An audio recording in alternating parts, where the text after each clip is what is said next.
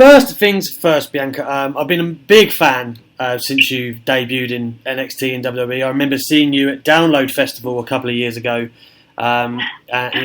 performing in those tents at that awful weather. I believe Mark Henry played a big role in you getting signed to the WWE, or at least getting your tryout, I should say.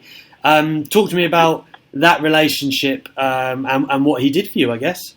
Yes, Mark Henry, he saw me on a sports blog or YouTube or a video of me doing CrossFit. I was wearing the outfits that I made, a big huge bow and tutus, and I was talking on the microphone, and he contacted me and asked me if I wanted to do a tryout. And ironically, I was actually looking to enter in my information for a tryout. So it was just something that I feel like was too good to be true, or it was something, everything was lining up for me. He made it very clear that all he could do was get me the tryout, and that I would have to do the rest. I had to put in the work. I had to get myself hired. And so he made it clear from the very start that this was going to be a process that, not that he wasn't going to be there for me as a mentor, but that he wasn't going to coddle and baby me along the way, that I wasn't going to have any extra privilege than anyone else or any head start. So I went into the tryout. I got myself hired, and, he helped me with just telling me, make sure that when you go out there, that you showcase who you are without ever having to open your mouth, without ever having to tell anyone who you are. You want people to know what you're about just by your presence and what you do in the ring. So, he's always been he got me into the door, but he just made it very clear that I had to do the work all on my own, and that's what it's been ever since day one. And he's been there for a lot of my big takeover moments, and it's always great to see him there. And he always lets me know that, like, you're making me look good. You're making me proud. So it's a good moment, and to always see him and have him there at my big moment. Yeah, definitely. And I think one thing you've become synonymous with to a lot of fans is your performance, particularly in the Performance Center, which is fitting because, of course, that's where the taping is going to be tonight. Talk to me about how, when you came to WWE and turning heads with the work you were doing in the gym, in the ring, and it must have made you feel at home right away. I'm not going to say it made me feel home right away, because I came into this business. I didn't know anything about it. I didn't watch wrestling growing up. So I was very humble in that aspect, and I wanted to respect this business by not coming in and just because, my first month, I think I came in and I went and I did a 450 in the ring, just because I have experience in gymnastics. So yeah. I'm in the gym and I can lift more than all the girls, and honestly more than some of the guys in the Performance Center. So I was very confident about my abilities, my physical abilities, and I feel like that really, it gave me an edge as far as they saw raw potential in me, and I knew that, and I wanted to showcase that. But as far as me feeling right at home, I never wanted to feel too comfortable. I really wanted to respect the business and hone my craft and really learn about the history before I started feeling like, okay, I got this. This is my home. So it did give me some confidence. I feel like it really proved that I belong there. I wanted to prove that I belong there, because I didn't come from the Indies. I didn't come from doing this before. So it really, I feel like it helped me in the sense of showing them that I belonged. But I just really, I took it, I really went slow with it, and it just developed into where I am now. You mentioned having the confidence, and it's almost endearing that they would find a talent like yourself in the gym, and it's very interesting what you just said there in terms of you're almost WWE made. Like there's some superstars, like Roman Reigns is another one who they come through the Performance Center and they're kind of molded from there. I know this is a long list, having spoken to many talents before, but tell me some of the people that really rubbed off on you in that Performance Center that you're grateful to, and even guys like, no, in fact, we'll limit it to the Performance Center for now. I would have to say, number one, Sarah Amato. She had me when I didn't even know what a wrist lock was. Like I didn't know how to do it. I didn't know what it was. She taught me everything from the terminology. She taught me from the moveset, from the psychology. My husband, I have to, of course, say him because I met him 2 months into the being in the performance center. He's, it doesn't stop when you're at the performance center. Like when we come home and like he helps me watch film, he helped me come up with this braid idea, even, my support system. But, of course, Norman Smiley, I love Norman. He gave me the quote, you don't let the situation play you, you play the situation. And that comes in terms of any big moment that you have. When I'm in WrestleMania, Royal Rumble, TakeOver, I think about that quote that he gives me. Just go in there and you play the situation. It's so many people. You have Sean Hayes, who's the strength and conditioning coach in there. You have... I love that guy. Like Shawn Michaels. Yeah, people like Shawn Michaels, who's a legend, and he can give you so many ideas and just coach you. You have Robbie Brookside, who he works with a lot of the newer talents when they first come in. It's just such a long list of people. Every single person at Performance Center, coaching wise, you can pull something different from every single one of them, and that's what makes it such a great place to be. And you, like, even when I go in there, I see people that are on Raw and SmackDown. They come back to the Performance Center because you never stop learning. You always have something that you can learn from each and every single person inside the Performance Center. You mentioned Montez coming up with the hair idea. I've read that before, but I'm interested to get your take on it because there's a lot of things to notice about yourself. Obviously, once you start watching you, but that first visual, like that was the first thing I ever noticed. You know what I mean? I didn't forget you after that. So when you think about that, there must be so many fans too. So great advice for one, but two, what I guess was it just a random idea of his, and you thought, actually, I'm going to run with it. And then when did you know, actually, I've got something here? Well, I came up with the idea, but I wanted to wear it. But he was the one that encouraged me to keep it because I really like to wear my hair down because I feel very pretty with my hair down. But he watched wrestling growing up, and he knew that one of the biggest components of being successful here is standing out. And he told me that, so I looked at what every single girl was doing, and he told me that look at what every single girl is doing and go the opposite way. And so I've done that with everything that I do. I want to go the opposite way of what everyone's doing. But he told me, no, keep the break. You should keep it. I'm telling you, it's gold. You got to keep it because when you're out there in the ring, even people who come to the show for the very first time, even if they don't remember your name, they're going to be, oh, that's the girl with the braid. You're going to be, everybody's going to be able to remember you. You're going to stand out. And if you're in the ring with 8 girls, no, even if they have the same gear on, they're going to remember you because you're the girl with the braid.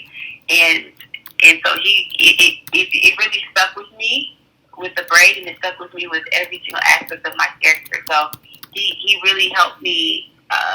And I'm glad he did because now I'm stuck with it, and now I love it, and it's used to my advantage, and it makes me stand out. So he really helped me with that, and I love him for that, and for other reasons, but I love him for that too. How was it seeing him win the tag title? It's a great feeling. Like those moments are always great moments, but they're even more special when we can share them with each other. I was there when he won the title in NXT, and I'm just glad that it worked out that when I was at Raw, he won the title. And I've seen everything he's been through from when him and Angelo Dawkins first got together and they first started Street Profits. I was here when they had their very first year that they had to evolve into what it is now. But it's been a journey for them, and it's a great moment for them. I'm just glad that I'm able to share it, and I feel like I'm living vicariously through him. This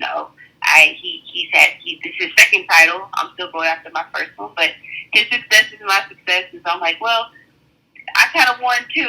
It's my title too. Like, we're sharing this moment. Like, I don't care what you say. We're sharing this moment right now. But no, it's fun. We support each other, and we understand how this process is and how this journey is, and so we're always happy for each other whenever anything happens. Now, I know from I've sat down with Charlotte Flair a few times, and before you two ever got in the ring together over the past however many months, I knew that she was a big fan of you. She told me several times that you were the prospect in NXT that she had her eye on, and she really thought big things for you. So you facing Charlotte in NXT, if I didn't know any better, did she have anything? Did she kind of push for that? And B, how was that? It honestly kind of came out of nowhere. I really didn't have any idea that it was going to happen, but I had been calling Charlotte out for a couple of weeks at that point. So I was happy when it did happen. Just the fact that Charlotte Flair, she's someone that I've always spoken very highly of as well, and she's spoken very highly of me. And the fact that the match happened just lets me know that, Bianca Belair is sitting in the ring with Charlotte Flair. Bianca Belair, my name is in this conversation. Just let me know that I'm on track to just success, in that I'm in this conversation, in that now, I am where I'm supposed to be right now. And so it was a great moment. It was a great feeling. I think that we always scratched the surface with the match that we had. We have so much potential to put on great classic matches, and it's just, we have two great athletes in the ring. It's only going to bring the best out of each other. So I'm excited to have more opportunities to really get in the ring with her and just really get down in the ring with her and put on some great matches. But I feel like we only scratched the surface, and we haven't even shown what we could do. We're going to create some magic in the ring one day. What did she have to say after the match a lot? Because I've heard from a lot of women, like Mandy Rose was one who was very vocal about that, saying that Charlotte is really, very, very helpful to other women in WWE. I think, after the match, we both just I feel like we both really felt like we only scratched the surface. Yeah. And so we are just excited for the future and to have more matches. It's just hard when you know that there's so much more that you can do, and when you have so much to look forward to in the future, it's just that's what your mindset is on at the moment, and that's really what our mind is on. It's just the future. Yeah. And we're just excited about it. And she's very what's the word for it? I'm the same way. Very intense in the sense of like we just want to just do good, and we just both want to be the best. Driven. And we're very very driven, very intense when it comes to that. And so it's a dynamic, and so we're just excited for the future and for future opportunities to work together. Well, I'm just going to recap a couple of moments from that you've had in the past, 6 months, 7 months, or whatever. I think one of the first ones that was cool was obviously the 5-on-5 at Survivor Series, right? You basically working with nearly every big name in the company at that point. How was that on Survivor Series night, and just getting to work with that different talent and putting the match together? That must have been one of the highlight moments for you so far. Yeah, definitely. You always, well, for me, when I came in, like I said, I didn't really know anything. You're learning this business. You're learning about different women, and you always have your dream matches. You always have the people that, I want to get in the ring with them one day. I want to get in the ring with them one day. And when I finally do, that's when I know, like, okay, like I'm here. I belong here. But it's not Survivor Series. You're not just in the ring with. You're not just in the ring with one of those girls. You're in the ring. It's 15 girls. And now you're in the ring with this person that you wanted to wrestle. You're in the ring with this person you wanted to wrestle. And it's just, I'm not gonna say it was overwhelming, but it was just eye-opening to be in the ring with all of those girls. And it was just so much. Like when I looked around the ring, I'm like, it's just so much talent here. It's crazy. And even with 15 girls, with 5-on-5, it was still girls that could have been in the ring right there alongside of us. It's just not enough spots. And it's just, to me, that's crazy that our roster is just that stacked. That 15 spots is still not enough spots to showcase every single girl in this division is talented. But it was, I don't know. I feel like I've had so many great moments. It's such a short amount of time that it's hard to still put it into words of how it feels. Like, I feel like I'll never be able to wrap my head around these moments until maybe when I'm older and I'm able to, like, tell my kids about it and pull up the videos and show it to them. And that's when I really feel like I'll be able to wrap my head around everything that's been going on. Now, I mean, another moment that is probably hard to describe, but I'm going to ask you anyway, is the Royal Rumble, right? So you come out at number 2. I was there in Houston for that. And you could feel, I'm sure you felt it too, the crowd were like really into it. You and Alexa put in a great performance to start it off, and then you're in there for like over half an hour, like 8 eliminations, I think. And before Charlotte eventually gets to you, which is no shame at all, of course. So when you're looking at that, that's a fantastic showing. You know, when did you A, know you were going to be in the Rumble, and B, kind of, how did you feel after? What was the reaction you kind of got? Because I think, and you will have seen it, I'm sure, online and whatnot, universally it was a success. Yeah, so I found out the night before that I was actually going to be in the Rumble. I didn't know to what extent. I found out that I was going to be second. So I know I was going to be in there fairly early.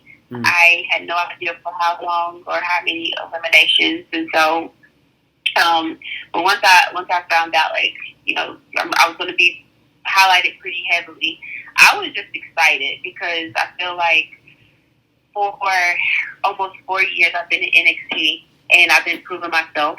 I feel like a lot of times when I've been showcased in takeovers or in big moments, it's always been me as an underdog. Yeah. Or always, you know, Bianca, she's a future star. And for so long, like, well, I keep proving myself. Like, how many times I have to prove myself before I'm not an underdog anymore? How many times I have to prove myself before I'm not a future star, before I am a star now? And, you know, I'm ready for these opportunities. I'm ready for you guys to give me the spotlight like you're giving everyone else. Like, I'm telling you, I can shine in the spotlight. And I knew I was ready for it. So when I found out that I was getting an opportunity to be second and to be highlighted so heavily, I was excited. Of course, you know, the build-up for me was nerve-wracking, you know, coming to the venue and having to wait hours and hours and hours. And, you know, the moment right before my music hits, I'm like, oh, God, like, I'm so nervous. Once my music hit, I was so in the moment. I have never felt more comfortable in any moment or in any ring than I was in Royal Rumble, because I knew that I was ready for it. And I feel like it's been long overdue, and I was finally getting that moment, and there was nothing else for me to worry about. There was nothing else for me to think about once I was in that ring.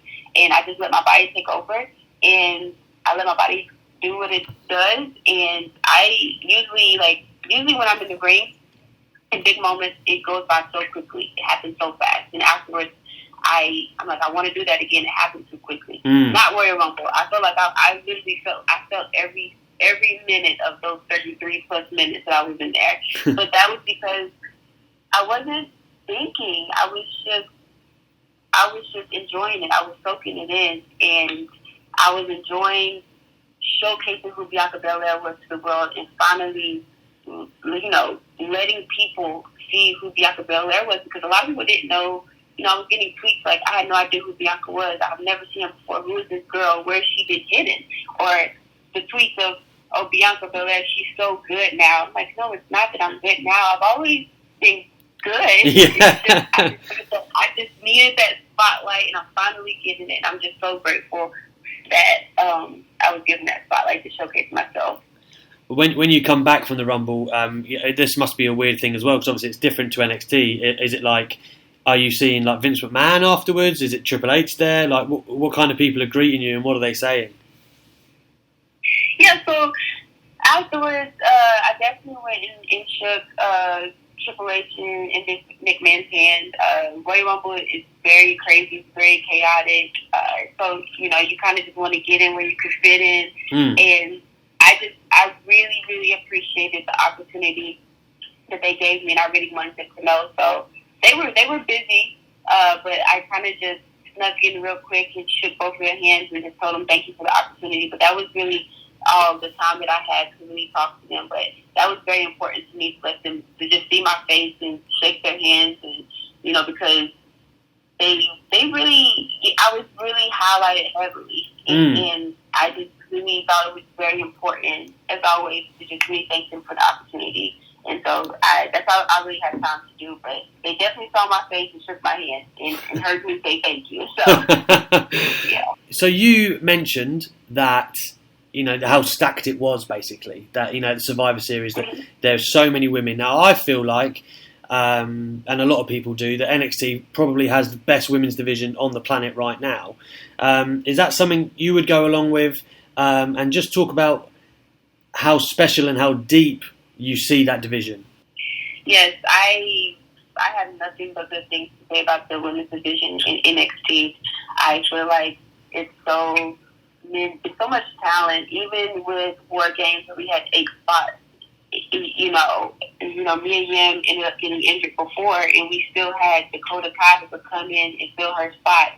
And even with 8 spots, she's not enough spots. We have so much talent backstage, and the fact that now TakeOver, we not only do we have a title match, but we have a non-title match, because our women can put on great quality matches, and they're great competitors. You have, Raquel, who's coming out, and she's with Dakota Kai right now. She's been in NXT for a while, and it just hasn't been a spot there for her. Now she's able to now get that opportunity to get that spot and showcase what we all know. We know how great Raquel is, and we're happy for each other. We all want the title. We all want to be in that spotlight, but at the same time, we're super supportive of each other. We're happy when somebody gets an opportunity. We want every single girl to shine. I think that's what's so special about the NXT Women's Division, is that we really empower each other. We're just competitors. Like, yeah, we have our beefs. Yeah, we have our conflicts. As far as, we get in the ring and we want to fight each other and beat each other up. But at the same time, we understand, like, this is a competition. And when it's your turn, and you go do your thing. And we're just it's very empowering. And, this ladder match coming up to take over Tampa, I think I'm really interested to see who's all going to be in it. And, you got Chelsea Green, who's now in it. And it's going to be fun to really see some of these new talents get highlighted, and for the world to see how great they are. Absolutely. I mean, I saw the ladder match in New Orleans a few years ago that the guys did for the North American title, and that was awesome. And I'm sure the ladies are going to blow the roof off too. Bianca, thank you so much for your time today. I'm a big fan. Love what you've been doing. So thank you for taking the time to talk wrestling. No problem. Thank you. Thank you.